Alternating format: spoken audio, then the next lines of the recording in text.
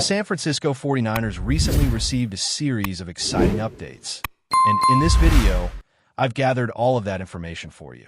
While the flow of the content may not be perfect, I've organized these updates into 3 categories: past, present, and future of the team. For anyone looking for daily content on the 49ers, this is a great opportunity to stay up to date. I'm working on a project that has turned out to be a bit more challenging than I initially thought, but I'm handling the details and expect to launch it tomorrow. Be sure to come back and check out what I prepared for tomorrow's video. Now, let's dive into the news, as there's a lot of information that came through today, especially from Kyle Shanahan and Jed York. To begin, I want to touch on some observations that reflect issues from the past that still affect the 49ers today. As you can see on the screen behind me, the team struggled with the offensive line last season, and one player who has been under the microscope during this offseason is Jake Brendel, the center. Let's take a closer look at what Kyle Shanahan had to say about him. And I know many of you might not share the same view, but I personally think Jake has stood out when evaluating centers around the league. In several areas, I'd argue Jake is among the best when it comes to pass protection. Most players struggle against defensive tackles, but I think Jake's abilities in this regard are on par with anyone in the league. He's been a solid blocker for us. So, what can we gather from what Kyle Shanahan said? There's a lot to unpack, but one thing we can take from it is that Shanahan is defending his player like any good coach should. He's standing by him, and that's something I respect. Sure, sometimes criticism is necessary, but it doesn't always have to happen in public. There are situations where public criticism is appropriate, but for the most part, these things should be handled privately. I agree with this approach. It shows that Shanahan is a coach who truly believes in his player. At the same time, the coach did mention that he has a slight preference for Jake when it comes to run blocking. However, his confidence in Jake's pass protection abilities seems to be lower. This raises the question, does the coach see Jake as the best option at center right now? From the way he spoke, it seems like he does. It doesn't seem like Shanahan is in any rush to look for a new center, at least not at this point. Since no centers were brought in during free agency, and with the draft just around the corner, it's unlikely the team will pick a center. They might go for a player who can play multiple positions, like a hybrid center guard. But in general, it looks like the 49ers are sticking with Jake Brendel at center for the upcoming season. Some people might not agree with this perspective, and that's understandable. Perfection is something that no team will ever achieve. But after reflecting on the performance of the offensive line last season, it's clear the team finished strong. When you look at how the offensive line performed last year, it's obvious that they ended the season on a solid note. The 49ers finished the year ranked 13th in the league, which is a respectable position, especially considering some key players' contributions. For one of the tackles played a significant role in boosting the overall grade of the offensive line. Additionally, a rookie made a great impression in his first season, and another player's performance was much better compared to the previous year. This combination of factors contributed to the solid ranking of the offensive line. It's not necessary to go into every detail, but reflecting on these specifics can give us some valuable insights. Moving forward, the coach also announced that a veteran kicker will be brought in to compete with the current one. There's a lot of support for the current kicker, particularly from people close to him who have mentioned that they saw him miss a difficult field goal and then bounce back with a string of successful kicks. So, can the current kicker recover? Absolutely. There's potential for him to overcome those challenges. However, there's a concern that once a kicker starts struggling, it can get into their head, leading to a fear of repeating those mistakes. This is a common issue among kickers who go through rough patches, which is what we saw with the current kicker. That being said, if what has been suggested is true, there may be more depth to the kicker's struggles than what meets the eye, especially as the season came to a close. The concern with athletes who go through difficult stretches, especially with what we saw most recently, is understandable. If it turns out that the struggles came about because of an injury sustained while trying to perform on special teams, there's a chance that he could return to form at the start of next season, making it all seem like the injury was the only issue, and now everything is under control. However, the reality is the team is bringing in an experienced player, which was expected all along. From the start, the The forecast was that the 49ers would go this route. They aren't looking to bring in a completely new player or overspend on acquisitions, as they still have the current kicker on the roster, and they're not going to risk losing him. So, with all the investment in him, it would be tough to let him go. They'll bring in a veteran to challenge him, creating some pressure. While this pressure isn't the same as what you feel during a game, it's reassuring to know that someone is coming in to push him for the job. As for the situation with the defense, it's been emphasized that there's been a major restructuring. For key areas need improvement. The team is restarting its run defense, having identified key players who are essential to the defensive line. However, they need to successfully bring in fresh talent. There's a need to inject youth into the defense and tweak the strategy a bit. The foundations are being set with some of the core principles, and the team is aware of how weak their run defense was last season. They're also parting ways with several important players as part of this process. This overhaul is crucial, particularly when you consider how poor the run defense was in the previous season. Turning our attention to the present, the situation is becoming clearer, with the main focus now on the quarterback. The owner of the team mentioned that the decision to invest in this player was made around the middle of the previous season. He pointed out that choosing to pay for a quarterback who was visibly underappreciated in his first few years in the league requires sacrifices in other areas. This means that several players will likely have to be let go as a result. While the team hasn't turned down any contracts, all personal conversations with the quarterback have been positive. There's confidence that once he's ready, finalizing the deal will be smooth.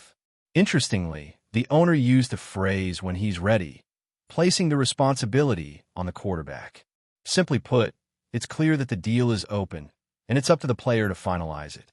Some might speculate that the quarterback is looking for attention, trying to get media exposure and appearing on podcasts, but that seems a bit of an exaggeration given his personality. It's believed that this is the quarterback's team, and the responsibility now lies with his agent, who, according to the team, is the one who needs to take the next step. The owner made it clear that the quarterback is a high-level player and stands out, especially when you look at his combination with the coach and the stakes at hand. The expectation is that he'll stay with the team for a long time. This is positive news and not too surprising, though we've heard similar statements before. Kyle Shanahan was asked if he was prepared for the possibility of a holdout by the quarterback, and his response was telling. He expressed optimism that it wouldn't happen, knowing the player doesn't want that situation, and neither does the team. There's a lot to analyze here, but it's not entirely unexpected. We've heard similar things many times before. Kyle Shanahan was asked about the chance of Brock Purdy not participating, and his response revealed a lot. He was optimistic that it wouldn't happen and admitted that Brock has no intention of taking that route. Nobody wants that to happen, but conversations are happening between the players' representatives and the team, which relieves some of the pressure on Brock. This situation involves significant financial matters, and these things don't get resolved quickly. However, he remains hopeful that a solution will be reached without impacting their work on the field. Whether that gives Brock more security in finalizing the deal is subjective. But hearing Jed York, I noticed a high level of confidence. From various videos I've seen, it seems he's quite certain about the deal being finalized and committed to compensating him, especially since the decision was made last season. This ongoing negotiation seems like a back and forth, likely centered around finer details. I don't think they're too far apart in their proposals, even if some have suggested otherwise. My sense is that they're further along in these talks than many expected, especially when compared to other players. So, overall, I consider this a positive development, even if it's just an instinct. As we look to the future, there's definitely good news to be shared. When discussing future prospects, it's important to note that the fact the 49ers didn't allocate resources during the first few days of free agency doesn't mean they can't make trades, sign players, or extend contracts. Those conversations are still ongoing, and it suggests that there could be some moves in the works. This is what the 49ers can expect as they move forward. They're actively considering extensions for their own players, and that's always a priority, which means that trades and signings could be on the horizon. Looking at the 49ers' current salary cap space, they're currently ranked 8th with $30 million, which is impressive considering they were once in a much more tight position.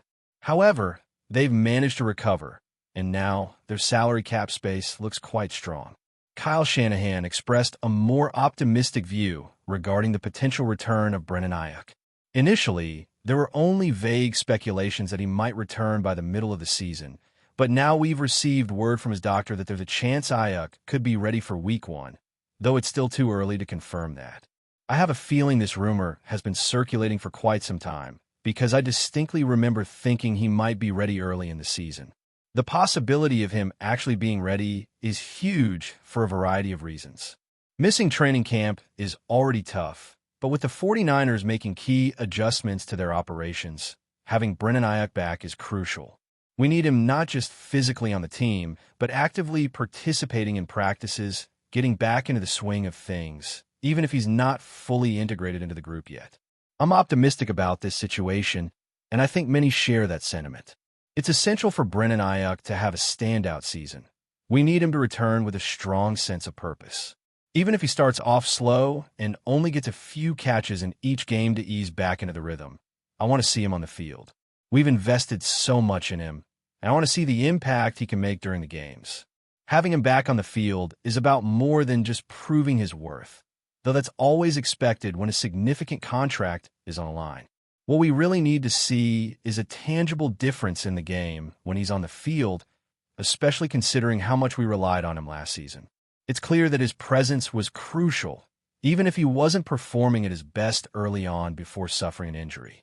He had some drops early in the season that, if they hadn't occurred, could have resulted in some key receptions that might have changed the dynamics of a few games. So he still has the ability to separate, and if he can recover from that injury while maintaining that skill, we'll be in a good position. Moving forward, I came across an interesting statement from the head coach, who mentioned that we can expect a renewed and motivated coach for the 2025 season. The goal is to become the best team possible, nothing less. When we get to Week 1, I'm confident that everyone in the organization will believe in our ability to win that Sunday, and I expect that confidence to carry over into the following week. My goal is to create an environment where we truly believe we have a chance to win every Sunday. If we approach each week with that mindset, the results could be surprising. I agree with this perspective, and when I listen to the coach, I sense that he's tired, and it's important to acknowledge his fatigue. However, I also see that he's going to start the season with renewed energy. He's mentioned the pressures and consequences after the Super Bowl, and he's been focused on Week 1 repeatedly. Now, I feel like the weight of last season's challenges is starting to lift. It's time to get back to basics and play some good football, taking on each opponent one at a time and giving our best effort. No matter how much we emphasize the effects of losing that Super Bowl or the absence of a key player or the injury to another after a significant trade, the impact of those things is undeniable. Even though the head coach addressed the media weekly, repeating that the focus was always on the next game, the players in the locker room certainly felt the aftermath. The atmosphere seemed strange from the start, with players showing signs of frustration. I genuinely believe this upcoming season holds promise for improvement and renewal. The coach seems revitalized and ready to work with fresh options, which I consider a positive development. A particularly interesting article caught my attention recently, and although I've spoken for quite some time now, I feel like I need to mention it briefly. The article highlighted a moment during an owners' meeting where the head coach was asked about the potential for a third-year player to step up in the absence of another. The search for this player suggests the team still views him as superior to what the other could offer, raising some questions about the player's ability to fill that gap. However, the coach showed confidence, noting that the player had shown flashes of skill last season and had aligned with the team's style, displaying passion for the game. He recognized that the player had a vision for what was needed and emphasized the importance of maintaining physical form throughout the long season. Competition will be introduced during the draft, and while the team has limited experience among its younger players, there will be plenty of opportunities. I believe many players are ready to seize those chances. We'll be introducing some competition during the draft, and ideally, we'll see some younger players come into the fold, though not many have prior experience. There will be several open spots, and I have faith that there are some enthusiastic individuals eager to claim their place. The team has chosen a player who's been discussed a lot in the 7th round of the 2024 NFL Draft. It's been pointed out that he could be another option for a starting role. If we look at the group, everyone's in the running. This player showed promise last year while learning the middle linebacker position, but it's crucial to learn all aspects of the role. He's versatile. The more repetitions he gets, the better his chances will be. The term run and hit seems to subtly hint at the type of linebackers the team is looking for in the upcoming NFL Draft. Will this lead to the team opting for a larger, more robust player who can last through an entire NFL season? That's something to consider, and it's interesting to hear various opinions on this topic. It's worth noting that there's an ongoing conversation about targeting a linebacker, especially since the linebacker coach has been actively participating in scouting events. He's attended several pro days, and I'm reminded of the Senior Bowl and similar events. There's a chance the team might go after one of those linebackers. Are they looking to target one of the standout players early in the draft? Personally, I'd prefer significant effort to be put into strengthening the defensive line, which certainly needs some additional support. But we're moving forward, and there's real excitement for the upcoming season.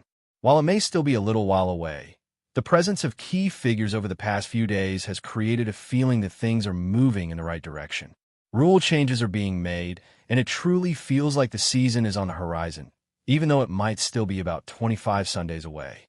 The NFL Draft is only 23 days out, which means we're getting close to that moment. There's a real eagerness to cover, discuss, and analyze it for many days following. This is definitely an exciting time. With only 23 days remaining, we're quickly approaching the draft. There's a palpable anticipation to cover it, discuss it, and analyze it in the coming days. This is indeed a thrilling period. There will be plenty of opportunities to get involved.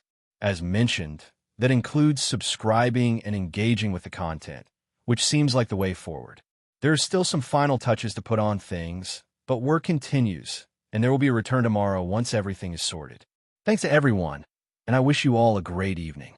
But before we dive in, don't forget to subscribe to 49ers Zone and hit the like button on this video. Your support helps us keep bringing you the latest updates on the San Francisco 49ers. And don't forget to share your thoughts on the news in the comments below. In a stunning twist that has the entire NFL world buzzing, the San Francisco 49ers have set their sights on a bold move to acquire none other than Joe Burrow. Known for his poised and cool-headed presence under pressure, Burrow has become one of the most coveted quarterbacks in the league. Following a turbulent season for the Cincinnati Bengals, where Burrow displayed resilience despite facing a 1-4 start, the 49ers have reportedly made a daring pitch to the Bengals. The question on everyone's mind, can Burrow's championship-caliber abilities find a new home in San Francisco? Burrow's journey from Ohio State to LSU, where he won the Heisman Trophy and the College Football Playoff National Championship, set the stage for his impressive NFL career. Drafted first overall by the Bengals in 2020, Burrow's impact was immediate. He led the Bengals to their first playoff victory in over 30 years and guided them to Super Bowl 56. His calm demeanor on the field, earning him the moniker Joe Cool, has captured the imagination of fans and analysts alike. Now, the 49ers are hoping to add that same poise and leadership to their already potent roster. But why would the 49ers look to move for Burrow now? After all, their current quarterback, Brock Purdy, has shown incredible promise since stepping in during the 2022 season. With a formidable defense and a potent offense, the 49ers are already contenders for the NFC crown. However, the allure of Burrow, who has demonstrated his ability to thrive in high-pressure situations, could push the team to even greater heights. The 49ers front office, known for making strategic and sometimes shocking moves, is reportedly weighing the potential of pairing Burrow with their elite offensive weapons. Burrow's ability to bounce back from adversity, as seen during the 2024 season when he shook off a wrist injury and delivered impressive performances despite the Bengals' slow start, has been a testament to his resilience. His penchant for clutch performances, throwing for 5 touchdowns in a heart-stopping loss to the Ravens, or his 47-yard career-long touchdown run against the Giants, has further solidified his reputation as one of the NFL's top quarterbacks. The 49ers are surely salivating at the possibility of having such a talent in their fold, potentially securing a quarterback who can lead them to the promised land of Super Bowl glory. While the rumors swirl, it remains to be seen whether the 49ers can convince the Bengals to part with their star quarterback. Burrow's recent extension with Cincinnati, the largest in NFL history in terms of annual salary, complicates the situation further. Nevertheless, the 49ers' pursuit of Burrow underscores their commitment to winning now, and the entire NFL will be watching closely to see if this audacious move becomes a reality. Will Joe Burrow be the final piece in San Francisco's championship puzzle? Only time will tell. That's it for this update. If you enjoyed the video and want to keep receiving exclusive news about the San Francisco 49ers, make sure to subscribe to 49ers Zone and give this video a like. We always look forward to hearing your comments and opinions. See you in the next video.